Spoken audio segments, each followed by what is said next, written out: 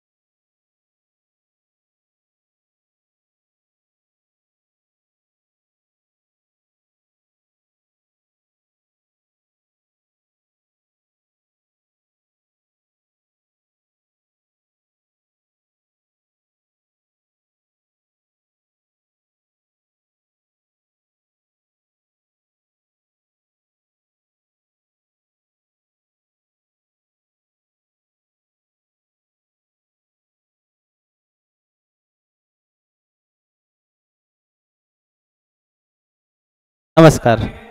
हाँ जी, नमस्कार। तो सर ने आपको जैसा कि बता ही दिया है, अपना मास्टर प्लान है। मास्टर प्लान किस चीज़ के लिए है? हमारा मास्टर प्लान है 230 नंबर लाने के लिए।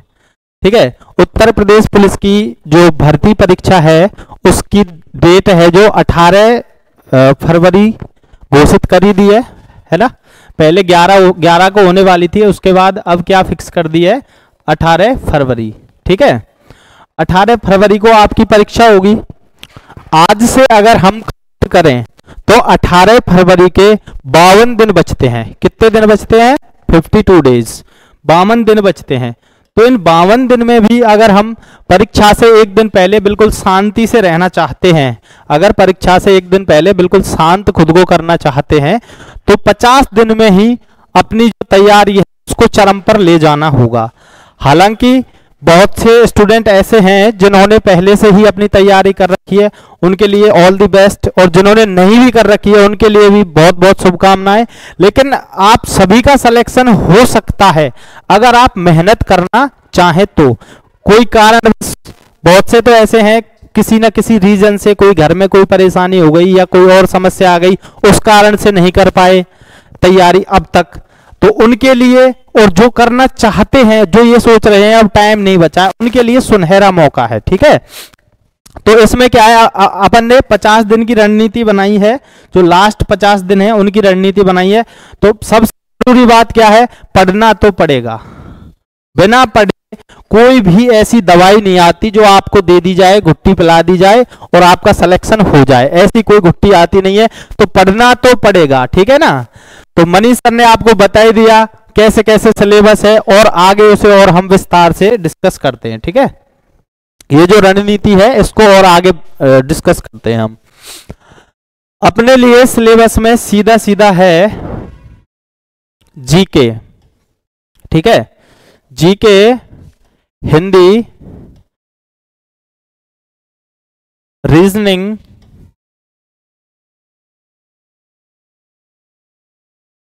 और मैथ्स। ठीक है, ये 4 पार्ट हैं मेजर। इनमें भी अगर जीके को हम डिवाइड करके देखें, जीके में क्या क्या आएगा, तो इसमें आएंगी, सबसे पहली है जीएस, जनरल साइंस, उसके बाद इंडियन हिस्ट्री, उसके बाद इंडियन पॉलिटी, उसके बाद इंडियन ज्योग्राफी, उसके बाद और क्या है, इकोनॉमिक्स, इंडियन इकोनॉमिक्स, उसके बाद और क्या बचता है, करंट अफेयर्स, सीए। ठीक है, और कौन सी सब्जेक्ट बची है, एक और बचा है इसमें, कल्चर। कौन सा बचा है, इंडियन कल्चर। ठीक है, तो ये 7 सब्जेक्ट बनते हैं। कितने सब्जेक्ट बनते हैं, 7। कंप्यूटर के भी 1-2 प्रश्न आने की संभावना रहती है, लेकिन हम मेजर देखें इसमें जीके में तो 7 सब्जेक्ट बनती है अपनी। कितनी बन रही है टोटल, 7 सब्जेक्ट। 7 सब्जेक्ट टोटल बन रही हैं, और इस पार्ट से प्रश्न कितने आते हैं, 38। कितने आते हैं, 38। 30 प्रश्नों के लिए हमको कितनी सब्जेक्ट पढ़नी पड़ेंगी, 7 सब्जेक्ट। ठीक है, और वही हिंदी अकेली सब्जेक्ट है जिससे कितने आते हैं, 37। ठीक है, हिंदी आते हैं 37 क्वेश्चन। उसके बाद रीजनिंग से और मैथ से आते हैं 37, 38, इससे आते हैं 37 मान लो आप, और इससे 38 मान लो। ठीक है, या 37 इससे, उससे कैसे मान लो, है ना। तो सबसे ज्यादा फोकस किस चीज पे करना है, सबसे ज्यादा फोकस करना है जो सिंगल सब्जेक्ट्स हैं और ज्यादा मार्क्स, ज्यादा एरिया कवर करती हैं।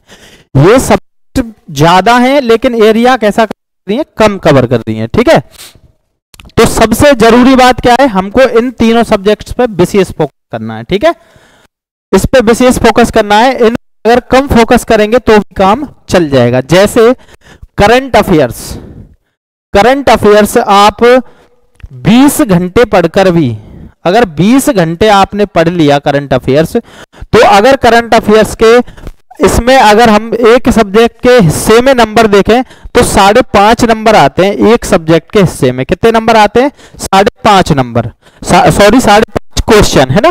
5.5 क्वेश्चन एक सब्जेक्ट के हिस्से में आ रहे हैं।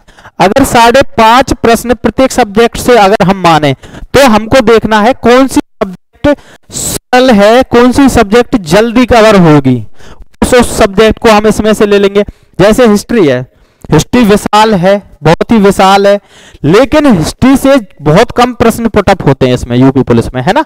तो हिस्ट्री से कम प्रश्न आने की संभावना रहती है, लेकिन ये बड़ा पार्ट है। साइंस है, बहुत छोटा पार्ट है, साइंस बहुत छोटा पार्ट है।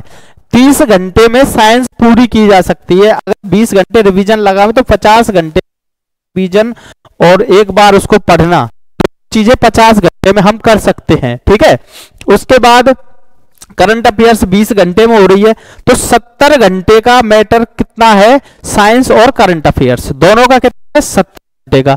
उसके बाद हिस्ट्री, जिनकी पहले से अच्छी है बहुत बढ़िया बात है, जिनकी अच्छी नहीं है, जिन्होंने बिल्कुल कुछ नहीं जानते हैं, उनको हिस्ट्री को हाथ नहीं लगाना है। ठीक है, जो कुछ नहीं जानते हैं अब तक, जिन्होंने हिस्ट्री नहीं पढ़ी है, उनको हिस्ट्री से हाथ नहीं लगाना है। उसके बाद पॉलिटी, जिन्होंने पढ़ा है वो एक बार रिवीजन करेंगे, जिन्होंने पढ़ा है वो रिवीजन करेंगे, जिन्होंने नहीं पढ़ा है वो केवल पॉलिटी में जो इंपॉर्टेंट टॉपिक्स होते हैं ना, हर सब्जेक्ट के कोई इंपॉर्टेंट होते हैं कि कौन सी सब्जेक्ट में कहां से प्रश्न पूछे जाते हैं, तो केवल वो जो मेजर चीज है जिन पर फोकस रहता है उन चीजों को पढ़ना है। ऐसे ही ज्योग्राफी में पढ़ना है, ऐसे ही कल्चर में। उसके बाद करंट अफेयर्स का बता ही दिया आपको, है ना, कल्चर का, करंट, इकोनॉमिक्स को आपको हाथ ही नहीं लगाना है, ठीक है। तो अगर आप ऐसे इन चीज कवर करते हो तो आपके यहां से मैं मिनिमम अगर क्वेश्चंस की बात करूं 38 में से आप बिना पढ़े, बहुत कम पढ़कर, मतलब 70 प्लस 30 घंटे में आप इनमें से किसी भी सब्जेक्ट को पढ़ लो तो 100 घंटे पढ़कर, कितना पढ़कर, 100 घंटे पढ़कर आप इसमें 20 प्लस स्कोर कर सकते हो, ठीक है। 20 प्लस क्वेश्चन आप आराम से कर सकते हो। देखो YouTube पे क्या हो रहा है, जो जितने भी चैनल्स वगैरह हैं, जितने भी कोचिंग्स हैं, वो सभी आपको सिलेबस बहुत अच्छे से डिस्कस करके बताते हैं, ठीक है। इसलिए हम सिलेबस को डिस्कस नहीं करेंगे, है ना। सिलेबस तो आपने देखा है और सभी बता रहे हैं, वहां कहीं भी देख लो, ठीक है। हम बात कर रहे हैं जो एक्चुअल, जो धरातल पर जो स्थिति की जा सकती है, जैसे तैयारी करनी है, ठीक है, स्ट्रेटेजी की बात अपन। उसके बाद 100 घंटे पढ़ा, 20 प्लस क्वेश्चन किए, ठीक है, 20 क्वेश्चन की बात हो रही है। अगर हम नंबर्स की बात करेंगे तो 20 दूनी 40, 40 नंबर यहां से हमने ले लिए, ठीक है सर। हाँ, 40 नंबर यहां से ले लिए, 20 क्वेश्चन यहां से ले लिए। उसके बाद आते हैं हम आगे। आगे क्या है, हिंदी। हिंदी एक ऐसा सब्जेक्ट है जिसको, जो सभी पढ़ा है, बचपन से पढ़ते रहे और आज भी पढ़ रहे हैं। तो हिंदी एक ऐसा सब्जेक्ट है जिसमें मैक्सिमम स्कोर किया जा सकता है। स्कोर जो पढ़ने वाले हैं वो 37 में से 37 भी करेंगे, लेकिन जो नॉर्मल बच्चा है, जो नॉर्मल स्टूडेंट है, वो 30 तो करेगा ही करेगा। अगर जो मध्यम स्तर में है और ऐसे स्टेटस आपसे चलेगा, जो 50 दिन की जो हम बताएंगे कैसे कैसे करना है, अगर ऐसे चलेगा तो वो 30 स्कोर उसका इसमें हो जाएगा, ठीक है। रीजनिंग और मैथ दोनों ऐसी हैं हाई स्कोरिंग सब्जेक्ट, ठीक है। इन हाई स्कोरिंग सब्जेक्ट्स में हम 35 भी कवर कर सकते हैं और 30 भी, ठीक है। ये बच्चे की एफिशिएंसी के ऊपर डिपेंड करेगा, है ना, का इफेक्टिव तरीके से इसको कर पाता है, ठीक है।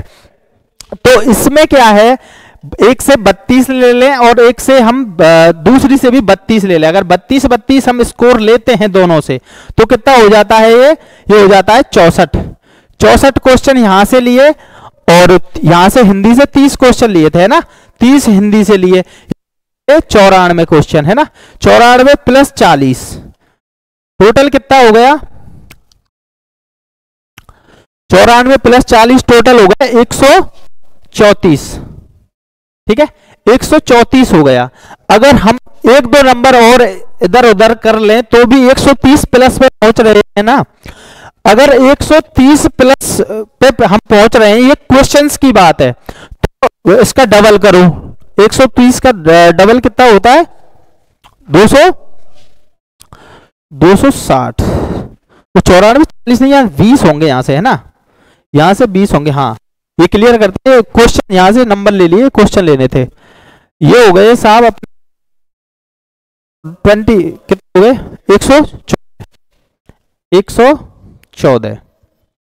114 क्वेश्चन पे हम पहुंचे।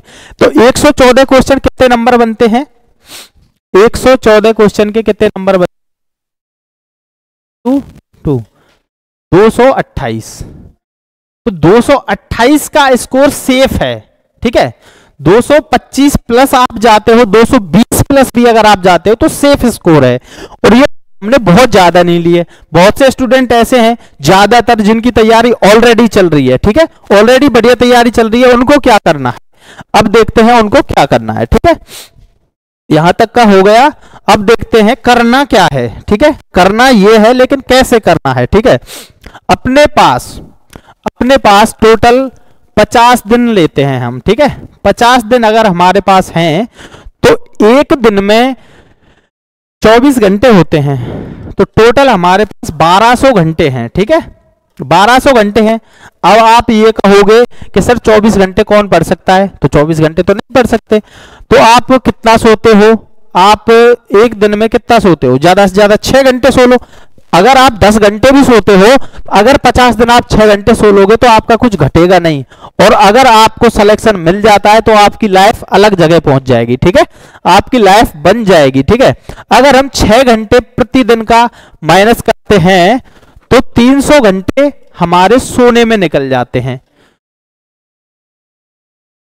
300 घंटे क्या करना है? हमको सोना है, ठीक है। उसके बाद पास 900 घंटे बचते हैं, ठीक है।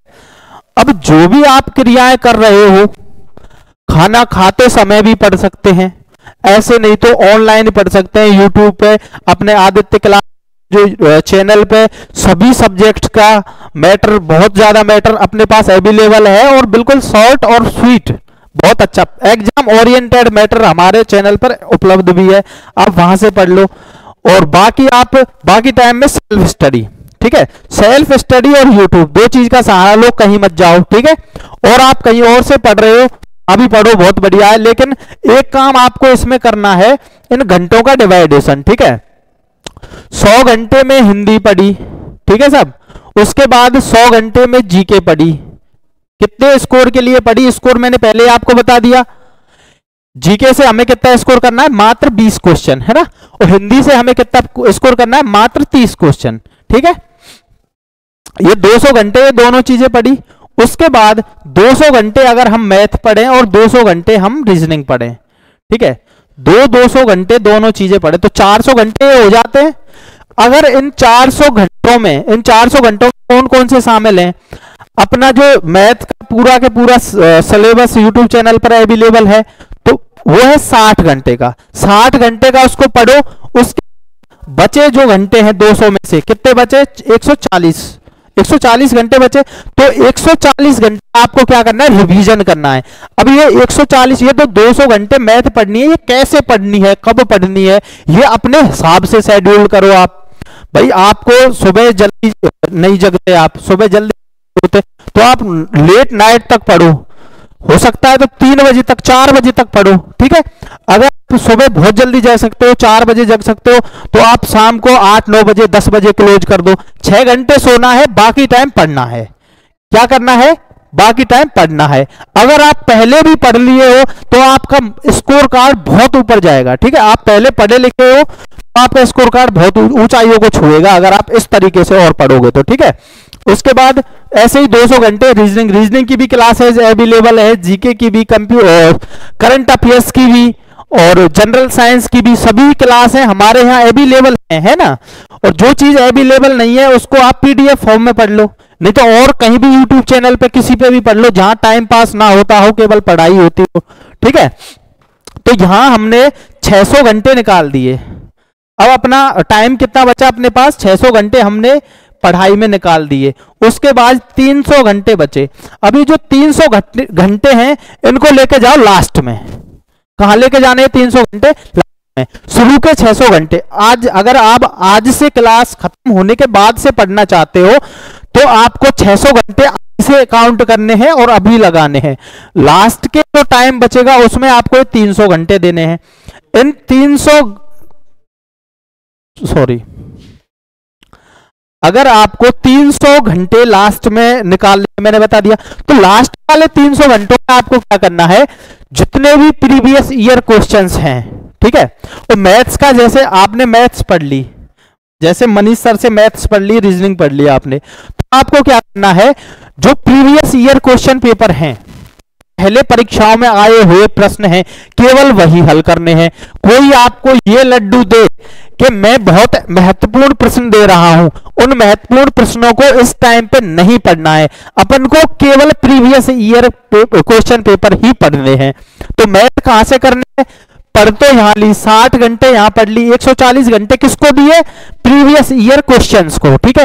यूपी के भी हो सकते हैं, एसएससी जीडी के भी हो सकते हैं, एसएससी सीजीएल तक के भी हो सकते हैं, जो नॉर्मली अपने सिलेबस के अकॉर्डिंग हैं। जो भी कोई परीक्षा हो अपने सिलेबस जिसमें प्रश्न आते हो वहां से आप ले सकते हैं, ठीक है। ऐसे ही हिंदी का करना है, ऐसे ही जीके का करना है, ठीक है। एक बार क्लासेस ली, अगर आपने ऑलरेडी ले रखी हैं तो आपको केवल प्रश्न करने हैं इतने घंटे में, ठीक है। जितने ज्यादा आप प्रश्न कर लोगे उतना ज्यादा आपका स्कोर ऑटोमेटिक हो जाएगा, ठीक है। तो ये जो 300 घंटे लास्ट के बचे हैं, इनमें क्या करना है, आपको एग्जाम देने हैं, प्रीवियस ईयर क्वेश्चन पेपर्स हल करने हैं एग्जाम हॉल की तरह। कैसे? एग्जाम हॉल की तरह। जैसे एग्जाम हॉल में आप परीक्षा देते हो, बिल्कुल टाइम लगा के ऐसे करने हैं। अगर इन 300 घंटों में से आप 200 घंटों मान लो, 200 घंटे मान लो, है ना। अगर 200 घंटे आप पेपर देते हैं तो 200 घंटे पेपर कैसे देने हैं? एक पेपर कितना होता है? 2 घंटे का होता है ना, 2 घंटे का होता है साहब एक पेपर, ठीक है। अब 200 घंटे में कितने पेपर दे लोगे आप? 100। अगर आप 100 पेपर दे लोगे, ठीक है, पुलिस के जितने अब तक हुए हैं वो दे देना। उसके बाद एसएससी जीडी जो कॉमन सिलेबस रखती हो, ठीक है। यूपी में और भी अन्य भर्तियां हो रही हैं, अन्य जो भी यूपी में कोई भी भर्तियां हुई हो उन भर्तियों के पेपर, ऐसे पेपर आपको कर करके 100 के पेपर आपको निकाल देने हैं, है ना। 100 के समथिंग पेपर निकालो, एमसीक्यू मत पढ़ो, प्रीवियस ईयर क्वेश्चंस पढ़ो, पीवाईक्यूज पढ़ो, है ना।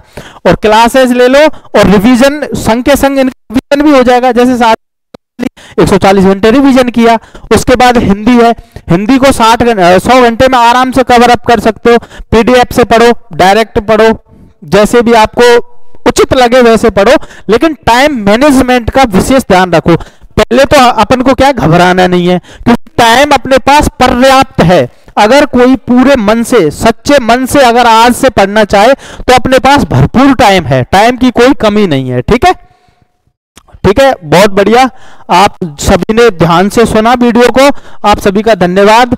और आप सभी अब तैयारी में जुट जाइए और सभी चीजों को दरकिनार कर दीजिए, ठीक है। Thank you so much.